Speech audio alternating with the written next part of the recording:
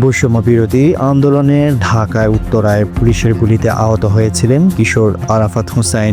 রোববার রাতে 10:30টার দিকে ঢাকার সম্মিলিত সামরিক হাসপাতালের নিবিড় পরিচর্যা কেন্দ্রে চিকিৎসাধীন অবস্থায় তার মৃত্যু হয়।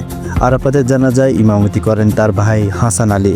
এতে অংশ নিয়েছিলেন আমার দেশ পত্রিকার সাধারণ সম্পাদক মাহমুদুর রহমান।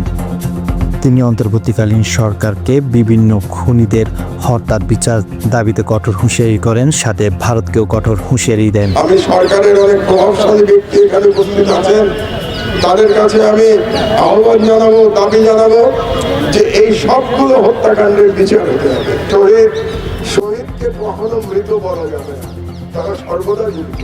এর মধ্যে শুনেছেন যে আরাফাত এক মাদ্রাসার ছাত্র ছিল।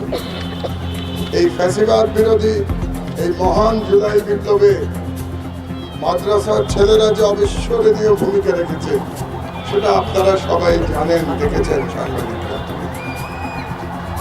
কয়েকটি জায়গায় তাদের লড়াই অবিস্মরণীয় ছিল এবং প্রায় 100 জন মাদ্রাসার ছাত্ররা শহীদ হয়েছে। কিন্তু দুর্ভাগ্যবশত আমরা মিডিয়াতে দেখেছি যে তার তুলনায় তাদের স্বীকৃতি কম। মাদ্রাসার যে এত ছেলেরা শহীদ হয়েছে, এমন বিরোচিত লড়াই করেছে ফ্যাসিস্ট হাসিনার বিরুদ্ধে, তার স্বীকৃতি আমরা খুব একটা এখন পর্যন্ত দেখতে পাই না। আজকে হয়তো আমাদের চোখ খুলবে আরাফাত শহীদ হওয়ার পরে। আরাফাতের শোক সন্তপ্ত পিতা এখানে উপস্থিত আছেন, তার বড় ভাই এখানে উপস্থিত আছে, তার একমাত্র বোন শিশু এখানে উপস্থিত আছে।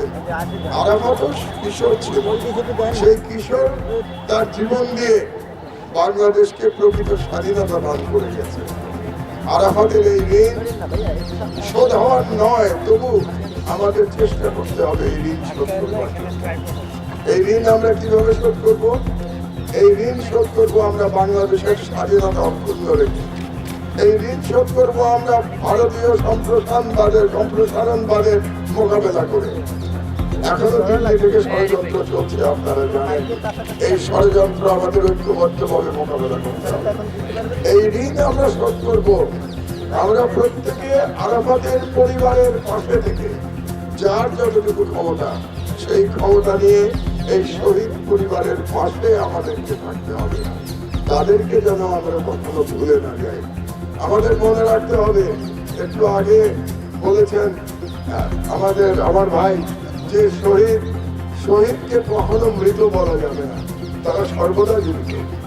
সুতরাং আমাদের মনে রাখতে হবে আরাফাত আমাদের সঙ্গেই থাকবে, কিন্তু তারপরেও আমরা তাদের স্মৃতিকে কোনোদিন অমলিন হতে দেব না ইনশাআল্লাহ।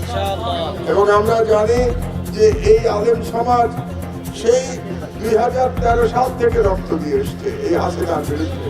শাপলা চত্বরের গণহত্যার কথা নিশ্চয়ই আমরা ভুলে যাই নাই। এই শাপলা চত্বরের গণহত্যার মধ্যে দিয়ে হাসিনার এই ইসলামের বিরুদ্ধে আক্রমণ শুরু হয়েছিল, এটা যেন আমরা স্মরণে রাখি। শাপলার শহীদদেরও যেন আমরা ভুলে না যাই। আমি সরকারের অনেক প্রভাবশালী ব্যক্তি এখানে উপস্থিত আছেন, তাদের কাছে আমি আহ্বান জানাবো, দাবি জানাবো যে এই সবগুলো হত্যাকাণ্ডের বিচার হতে হবে, এই সবগুলো গণহত্যার বিচার হতে হবে। 1 নম্বর দাবি। 2 নম্বর, যারা শহীদ হয়েছে সেই সমস্ত পরিবারের পুনর্বাসনের ব্যবস্থা করতে হবে। সরকারকে অবশ্যই পুনর্বাসনের ব্যবস্থা করতে হবে। আর সবচেয়ে বড় কথা যেটা, এই সরকার যেন বাংলাদেশকে এমন ভাবে পরিচালনা করে যাতে করে আর কোন ফ্যাসিবাদী ব্যবস্থা এই দেশে আর উত্থান লাভ না করে। কাজে এটাও এই সরকারের দায়িত্ব। এই সরকার অনেকগুলো সংস্কার হাতে নিয়েছে, এই সংস্কারগুলো যুক্তিসঙ্গত সময়ের মধ্যে সমাপ্ত করে তাদেরকে যেতে হবে। এই সংস্কারগুলো যদি তারা সমাপ্ত করতে না পারে, তাহলে এটা শহীদের রক্তের প্রতি তাদের ঋণ শোধ করা হবে না। আমার বক্তব্য আমি দীর্ঘায়িত করবো না, শুধু বলতে চাই শহীদ আরাফাত আমাদের কাছ থেকে চলে গেছে, কিন্তু শহীদ আরাফাত আমাদেরকে স্বাধীনতা দিয়ে গেছে। শহীদ আরাফাত আমাদেরকে উজ্জীবিত করে গেছে। শহীদ আরাফাত আমাদেরকে শিখিয়ে গেছে কিভাবে দেশের জন্য জীবন দিতে হয়।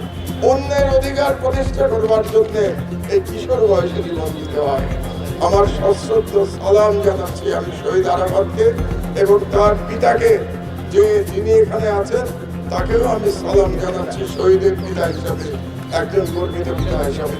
আমরা আমার দেশ আপনাদের সাথে থাকবো ইনশাআল্লাহ।